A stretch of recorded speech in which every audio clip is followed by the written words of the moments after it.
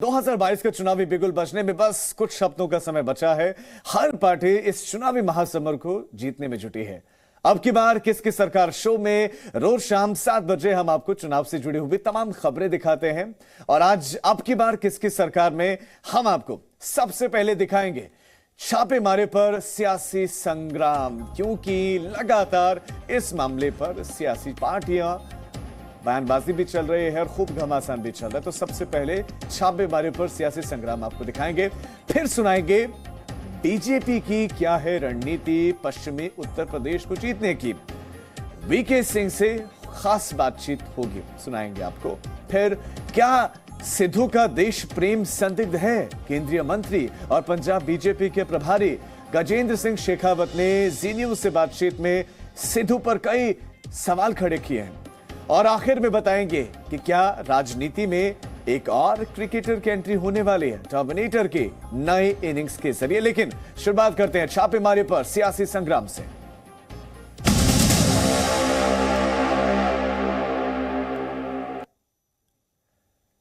उत्तर प्रदेश में काले धन के खिलाफ डीजीजीआई की छापेमारी जारी है और डीजीजीआई की टीम कानपुर के बाद कन्नौज में पीयूष जैन के ठिकानों की तलाशी ले रही है। कन्नौज में पीयूष जैन के घर में दरवाजे पर ताला लगा था, जिसे काटकर जांच टीम घर के भीतर दाखिल हुई। इस दौरान पीयूष जैन के बेटे प्रत्यूष जैन भी मौजूद रहे।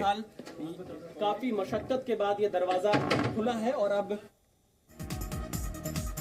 तो काले धन पर डीजीजीआई की बड़ी कार्रवाई। कानपुर के बाद अब नंबर कन्नौज का। कन्नौज में भी पीयूष जैन का ठिकाना है और पीयूष जैन के इस ठिकाने पर छापेमारी चल रही है। और छापेमारी के दरमियान जब टीम भीतर दाखिल हुई, किस तरह से दाखिल हुई वो भी दिलचस्प सा देखना। गैस कटर से ताले को काटना पड़ा, तोड़ना पड़ा और उसके बाद घर के भीतर दाखिल हुई टीम। इस दौरान पीयूष जैन के जो बेटे हैं प्रत्यूष जैन, वो मौजूद रहे। तो कानपुर में लगभग 170 करोड़ कैश मिला और उसके बाद कन्नौज में भी टीम को यही उम्मीदें। और लगभग 30 घंटे हो गए हैं और छापेमारी समाप्त नहीं हुई है। इससे आप अंदाजा लगा सकते हैं कि जब ये छापेमारी समाप्त होगी तो बहुत बड़ी जानकारी, अहम जानकारियां साझा की जा सकती हैं, सामने आ सकती हैं कि कन्नौज के घर से और क्या क्या मिला है। क्योंकि 30 घंटे का समय, अब यकीन मानिए, कम नहीं होता है। 30 घंटे का समय अगर टीम कहीं पर बिता रही है तो इसका मतलब है कि भीतर बहुत कुछ है जो खंगाला जा रहा है, जो जांचा जा रहा है। और टीम, एक बड़ी टीम वहां पर मौजूद है। बीच बीच में बाहर से भी कुछ लोग भीतर जा रहे हैं, दाखिल हो रहे हैं। यहां पर भी बहुत सारा सामान है। तो यहां से क्या टीम को मिलता है, हमारी नजरें इस पर हैं। तो यूपी में 170 करोड़ की कैश बरामदगी के साथ ही सियासी संग्राम जोरों पर है। हर पार्टी दूसरी पार्टी का संबंध पीयूष जैन से जोड़ने में जुटी है। लगातार यहाँ पर जांच फिलहाल चल रही है। यहाँ पर भी तलाशी ली जा रही है कि कहीं यहाँ भी तो पैसा नहीं रखा गया है।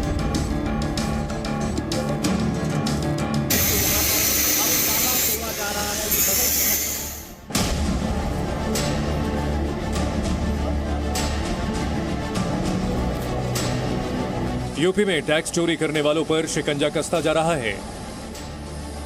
कानपुर में पीयूष जैन के घर रेड खत्म हो गई है, लेकिन कन्नौज में छापेमारी जारी है। अब तक इस छापेमारी में 170 करोड़ बरामद हो चुके हैं। इस मामले में लगातार सियासत जारी है। हर पार्टी दूसरी पार्टी का पीयूष जैन से संबंध जोड़ने में जुटी है। योगी आदित्यनाथ ने आज एक रैली करते हुए इस मामले में समाजवादी पार्टी पर निशाना साधा। तो आप देखते होंगे 5 वर्ष तक जनता ने बाहर रखा, उसके बाद भी जब कहीं इनकम टैक्स विभाग जाता है तो 200 करोड़ रुपए लोगों के घरों में मिल रहा है। ये पैसा कहां का है? ये 200 करोड़ रुपए कहीं खेत और खलिहान से नहीं उपलब्ध होते हैं। वहीं अखिलेश यादव ने आज सुबह ट्वीट करके लिखा कि सुबह तलक चीख कर सुना रहे थे कुछ खबरनवीस, जिसके गुनाह की कहानी उसका बादशाह से ताल्लुक निकलते ही शाम तलक वो खामोश हो गए। जो इनकम टैक्स की ये रेड पड़ी है कानपुर के व्यापारियों पे, उसका समाजवादी पार्टी से कोई लेना देना नहीं। ये भाजपा को फंड करते थे। इस बार इन्होंने ज्यादा पैसे मांगे, ज्यादा चंदा मांगा। जब वो बेचारे व्यापारी देने को तैयार नहीं हुए तो इन्होंने उनके ऊपर रेड पड़वा दी। इत्र कारोबारी पीयूष जैन के घर 170 करोड़ रुपए मिले हैं। इत्र कारोबारी का समाजवादी इत्र से संबंध होने के बीजेपी लगातार आरोप लगा रही है। लेकिन अब इस पूरे मामले में समाजवादी पार्टी के एमएलसी पुष्पराज उर्फ पंपी जैन के भाई अतुल जैन ने कहा है कि वो समाजवादी इत्र बनाने वाले असली लोग हैं। बस जैन है, अब जैन हम भी हैं, बस यही तकलीफ हो गई है। कोई इनसे लेना देना नहीं, ना इनसे कोई संबंध हमारा है पीयूष जैन से। हाँ, ये अलग है, हम अलग हैं।